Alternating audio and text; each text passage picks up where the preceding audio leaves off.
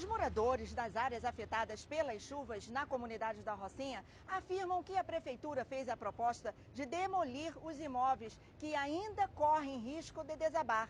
No entanto, a maioria deles não concorda com a medida, uma vez que seriam deslocados para outras regiões, o que acarretaria em despesas e outros transtornos para essas famílias. Em maio, o portal Eu Rio colocou no ar uma reportagem mostrando o drama que a população da Rocinha vem enfrentando desde as fortes chuvas que deixaram um rastro de destruição e uma vítima fatal na comunidade. Segundo os moradores, a Prefeitura do Rio esteve nas áreas onde ocorreram os desmoronamentos, mas em poucos dias os técnicos abandonaram as obras de contenção e limpeza. As famílias que perderam as suas casas na tragédia foram credenciadas para receber o aluguel social, mas os beneficiários reclamam do baixo valor estabelecido pelo poder público, que não é suficiente para garantir uma moradia provisória. O que avançou? Eles voltaram para as obras? Qual a situação de vocês lá? Não, praticamente a nossa situação continua a mesma coisa. Já tiveram lá várias vezes, levaram as máquinas. Teve um dia que eles passaram até 2 dias trabalhando. Essa semana já voltaram a trabalhar mais ou menos uns 4 dias, mas a nossa situação praticamente não mudou nada. Entendeu? E como estão as famílias lá? As famílias estão do mesmo jeito, sem casa, sem teto, sem moradia, sem nada, pagando aluguel social de R$400, que não dá nem para pagar o aluguel. A gente está vivendo essa vida. Lá continua do mesmo jeito a barreira do 199. Está pedindo favores? Pedindo favor, eu ligando, chamando ajuda e nada. Até agora a nossa situação continua a mesma coisa, não mudou nada. E nessas últimas chuvas, avançou mais um pouquinho aquela barreira? A barreira, as últimas chuvas continua caindo. Continua caindo por cima das casas, em cima daquela casa lá. Até a dona lá da casa já foi lá. A maioria das pessoas já teve 2 famílias que já arrancou janela, já arrancou porta, tudo para ir embora. Mas a nossa situação continua a mesma coisa. Localidade que você reside? Bem, na localidade que eu resido, que é a Rua 1, parte da Macega, é sempre muito complicado quando chove, porque desce um riacho assim e fica cheio de lama, casas caem, fica impossibilitado de sair, não tem como sair porque você corre o risco de ser levado pela chuva, realmente de não voltar para casa depois, né? Então você acaba preferindo não sair, e tem estudo, tem trabalho e não consegue agir naturalmente a sua vida, né? Quer dizer, e vocês é um problema que vem há muitos anos com vocês, né? Sim, sempre que chove a gente é sempre muito prejudicado, assim, nunca teve muita atenção quanto a isso, né? A gente sempre fica com muito medo, qualquer chuvinha que cai, porque a gente não sabe como é que vai estar o caminho. Às vezes nem tem tanto danos para fora da Rocinha, mas na Rocinha é sempre muito prejudicial. Leva carro, aí você pode ser levado pela chuva, é muito difícil. E a prefeitura? Qual a atuação da prefeitura aqui?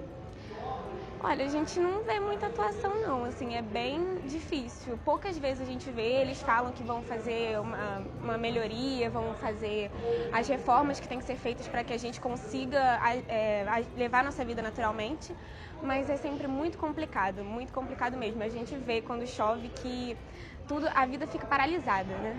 A gente vive com esse medo constante da casa cair, de ter esse problema. O vereador Tarcísio Mota, que preside a CPI das enchentes na Câmara do Rio, a Prefeitura não vem prestando um serviço adequado aos moradores das áreas afetadas pelos temporais. E com a falta de informação, muitas famílias acabam retornando para os seus imóveis que foram interditados. A tragédia que aconteceu em fevereiro, que o Rio de Janeiro ficou num estado crítico em várias regiões, especialmente nas comunidades. O que caminhou de lá para cá e em que estágio hoje está a CPI das enchentes? Então, infelizmente, caminhou muito pouco para a vida das pessoas que foram atingidas.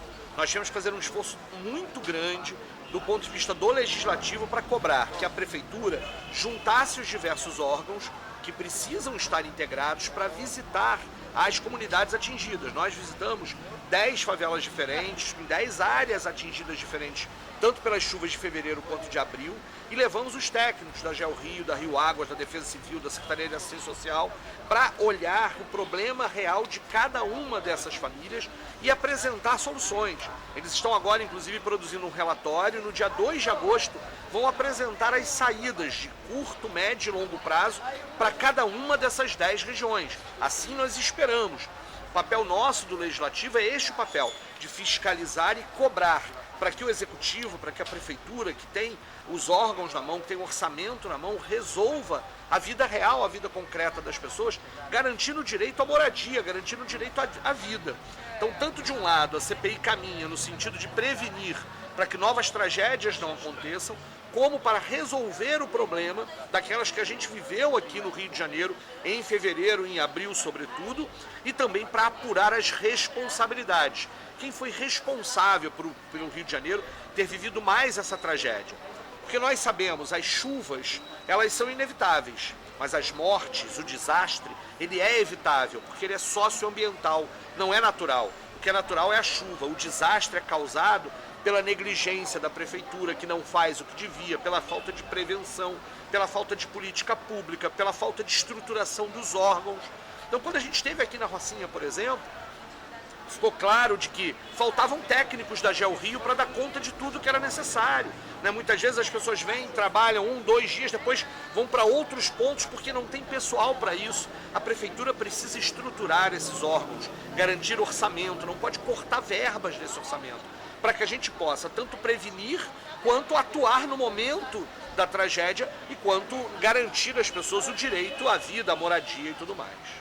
É um problema recorrente no Rio de Janeiro e sempre no mesmo período, né? Sim. Quais são as medidas mais urgentes que vocês entendem que precisam ser tomadas? Olha, a primeira coisa é estruturar os órgãos. É preciso claramente garantir orçamento para Rio Águas, para a GeoRio, para a Defesa Civil, para os órgãos que atuam tanto na prevenção quanto no momento da questão da grande chuva. Isso é urgente, precisa ser feito este ano, porque as chuvas do ano que vem podem de novo trazer consequências muito graves se a gente não tiver estruturados esses órgãos. É preciso estruturar o COR, o Centro de Operações Rio, que precisa coordenar esses diversos órgãos. É preciso garantir orçamento. O orçamento do ano que vem a gente vai discutir lá na Câmara agora. Nosso mandato, a CPI, vai estar brigando para que o dinheiro que vá para estes órgãos não seja cortado e a gente não tenha falta de recursos para prevenir e atender as pessoas. E eu acho que é urgente que a gente reveja esse valor do aluguel social. Não é possível mais que o aluguel social, que na prefeitura a gente chama auxílio habitacional temporário, mas que a gente chama de aluguel social, esteja em R$400 até hoje. Porque isso, na verdade, não garante que as pessoas tenham a possibilidade de, no momento do desastre, que sua casa teve que ser interditada, que elas encontrem um outro lugar de moradia. Moradia é direito. E aí é preciso que a gente tenha, por exemplo, também um papel de ouvir os moradores, de fazer com que a comunidade possa participar da solução dos problemas. Nós não podemos ter uma prefeitura tão longe dos moradores, de forma em que a gente não consiga rever com eles, inclusive, o próprio processo da política urbana. E é impensável que a gente tenha uma prefeitura que não tem política de habitação, que não faz nada do ponto de vista da política de habitação há muito tempo. Então tudo isso são medidas emergenciais, de que a prefeitura garanta orçamento para esses órgãos, trabalhe na questão da coordenação desses órgãos, para que a gente possa preparar a cidade e prevenir, porque se ano que vem tivermos chuvas fortes de novo, elas são inevitáveis, mas as mortes, os desastres são evitáveis se a prefeitura fizer o que é obrigação dela, que é garantir os direitos para a população. Vocês visitaram a Rocinha. Sim. Qual o cenário que vocês encontraram aqui? Então, nós visitamos em 2 dias diferentes, né? Numa região, num dia a gente foi mais para a região do Laboriô, num outro dia nós fomos para a região do 199.